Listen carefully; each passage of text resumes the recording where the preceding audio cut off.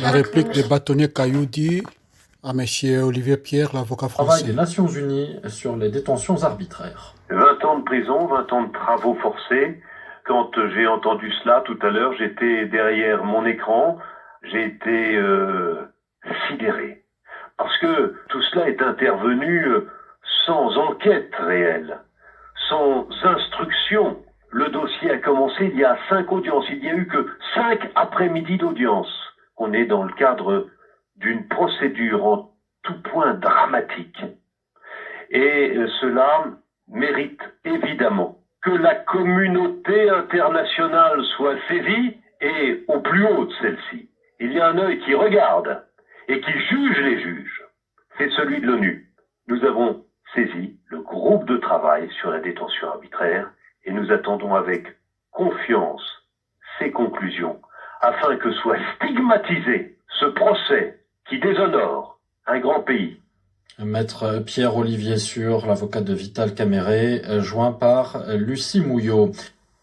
Voilà bandeko bouti kolanda avocat ya monsieur Vital Caméré siko tokotie la binope avocat ya partie civile monsieur Cailloudi Coco bokolanda ye. Il réplique aux propos de l'avocat de monsieur Vital Caméré Bolanda. Les avocats de Paris, le bâtonnier de l'ordre des avocats de Kinshasa et l'invité de la rédaction, Maître Coco Cailloudi, avocat de la partie civile au procès Caméré, répond à son collègue Maître Paul-Olivier Sur, avocat du directeur de cabinet du président de la République. À quelques heures du verdict, dans le procès 100 jours, le ton monte entre les parties. Écoutez Maître Coco Cailloudi qui répond aux questions de Christian Loussakweno. Maître Coco Cailloudi, bonjour. Oui, bonjour. On ne vous présente plus après tous ces directs sur la RTNC. Vous êtes le bâtonnier de l'ordre des avocats ville de Kinshasa, mais vous êtes surtout celui qui représentait la partie civile dans le procès Vital Caméré. Alors, exact.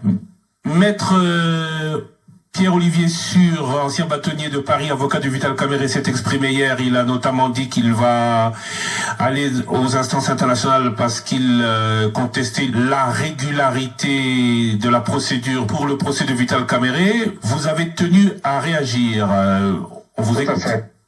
Ben, merci. D'abord, je voudrais vous remercier pour le petit temps que vous nous donnez en fait de dire un mot.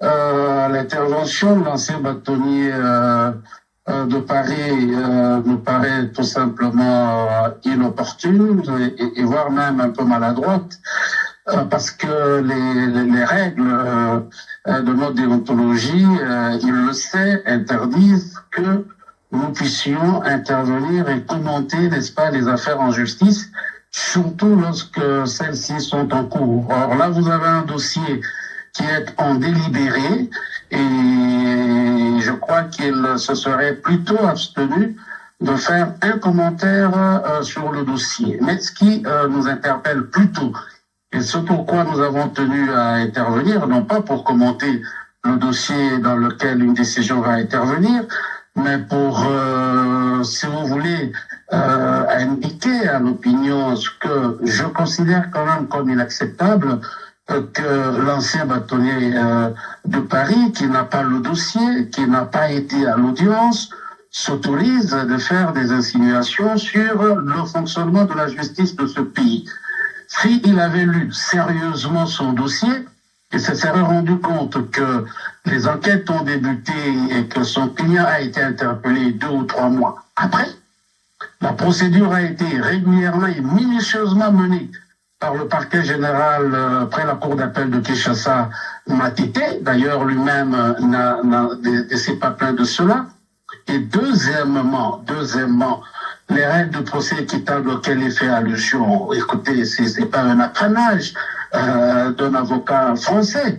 Ces règles ont été bel et bien respectées lors de l'instruction de ce dossier. D'ailleurs, son propre client ne s'en plaint pas.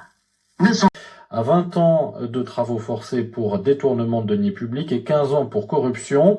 Pour l'avocat français du directeur de cabinet du président congolais, Maître Pierre-Olivier Sur, c'est toute la procédure qui est à revoir et même l'emprisonnement de son client. Il dit avoir saisi à ce sujet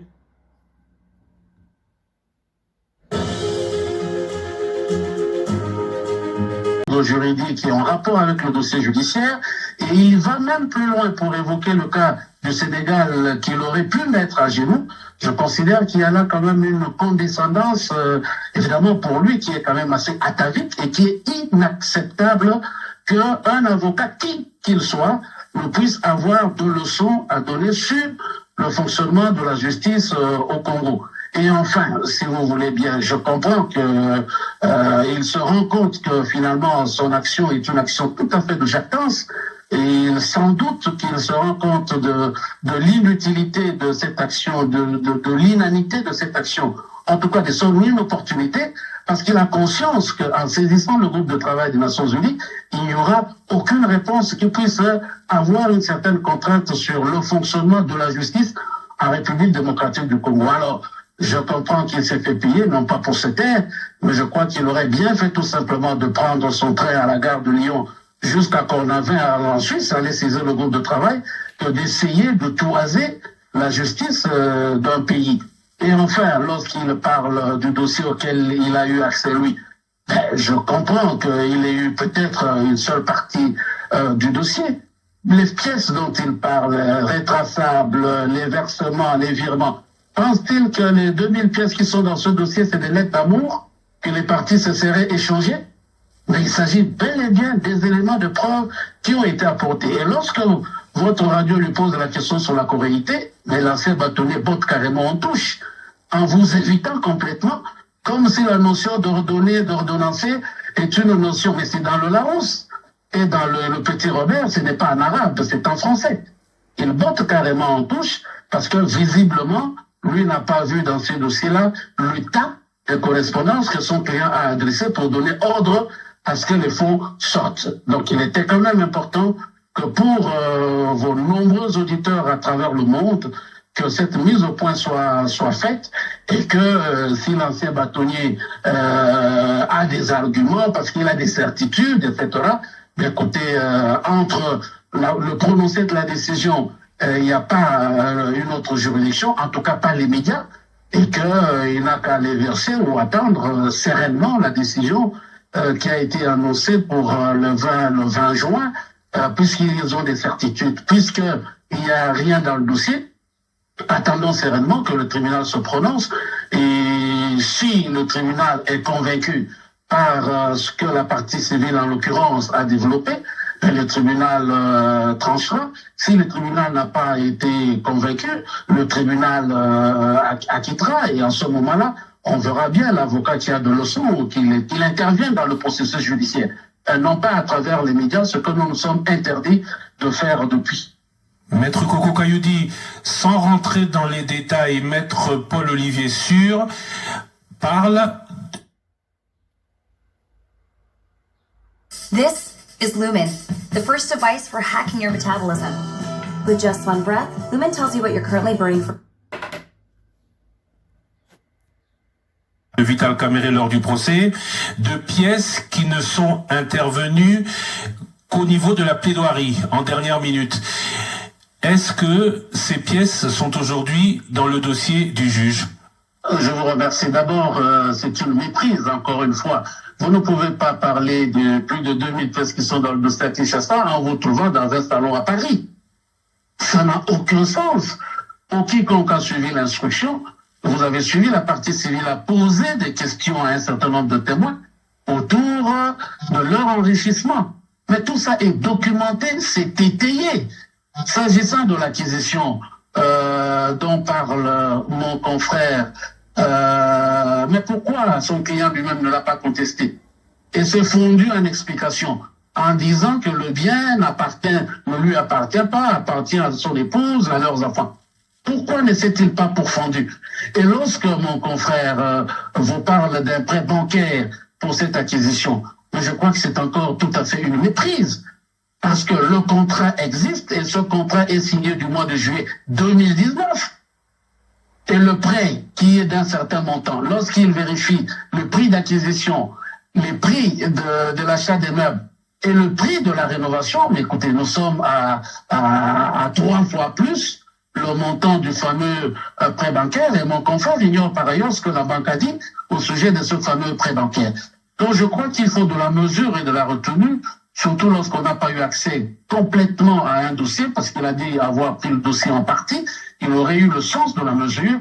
On n'est surtout pas osé indexer la justice de la République démocratique du Congo. C'est inacceptable et on ne peut pas laisser passer cette sorte d'atavisme dans le chef d'un avocat qu'il soit. On va revenir sur le patriotisme judiciaire que je comprends, mais vous avez dit que vous avez réussi à démontrer l'enrichissement de Vital Kamerhe. Aujourd'hui au pénal, Maître Paul-Olivier Sûr dit que ce n'est pas de son enrichissement qu'il est question, mais bien de la traçabilité du détournement.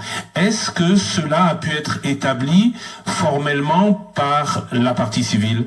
Mais bien sûr. Mais bien sûr. Il suffit tout simplement d'accéder au dossier judiciaire et il verra que l'essentiel de ces pièces-là, ce sont justement les extraits bancaires, les ordres de paiement qui ont été rétracés et d'ailleurs qui n'ont pas été contestés parce que celui qui a reçu l'argent en entièreté l'affirme et ceux par qui l'argent est passé ne l'ont pas non plus contesté. Donc tout cela se trouve bien dans le dossier. Nous n'allons pas répondre l'instruction ni le procès ici parce que mon confrère veut nous le faire dans les médias. Il aurait eu le courage de prendre son avion pour venir faire la défense de son client ici. Mais par respect pour les confrères qui s'organisent absolument pour assurer cette défense, je crois qu'il a raté là une occasion quand même de ne pas s'exprimer sur un procès en cours. Maître Koko Kayudi, je rappelle que vous êtes le bâtonnier de l'ordre des avocats de Kinshasa, avocat de la partie civile. Je vous remercie. Pour terminer, on ne pourrait pas ne pas parler de ce patriotisme judiciaire. Question.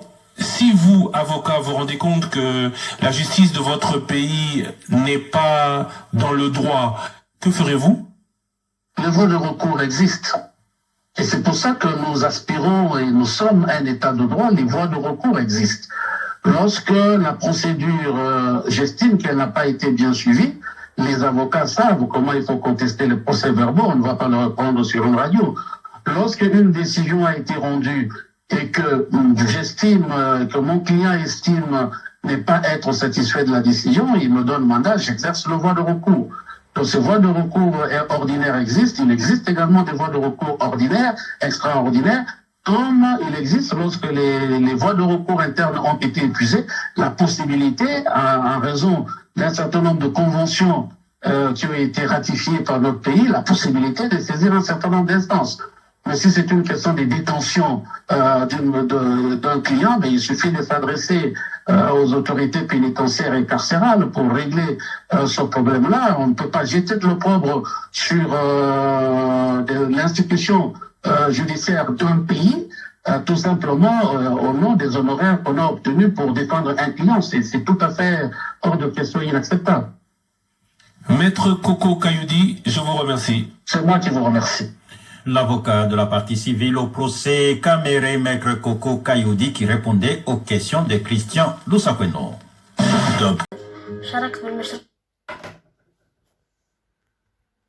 Travail des Nations Unies sur les détentions arbitraires. 20 ans de prison, 20 ans de travaux forcés. Quand j'ai entendu cela tout à l'heure, j'étais derrière mon écran, j'ai été sidéré. Parce que tout cela est intervenu sans enquête réelle, sans instruction. Le dossier a commencé il y a 5 audiences. Il n'y a eu que 5 après-midi d'audience. On est dans le cadre d'une procédure en tout point dramatique. Et cela mérite évidemment que la communauté internationale soit saisie et au plus haut de celle-ci. Il y a un œil qui regarde et qui juge les juges. C'est celui de l'ONU. Nous avons saisi le groupe de travail sur la détention arbitraire et nous attendons avec confiance ses conclusions afin que soit stigmatisé ce procès qui déshonore un grand pays. Maître Pierre-Olivier Sûr, l'avocat de Vital Kamerhe, joint par Lucie Mouillot.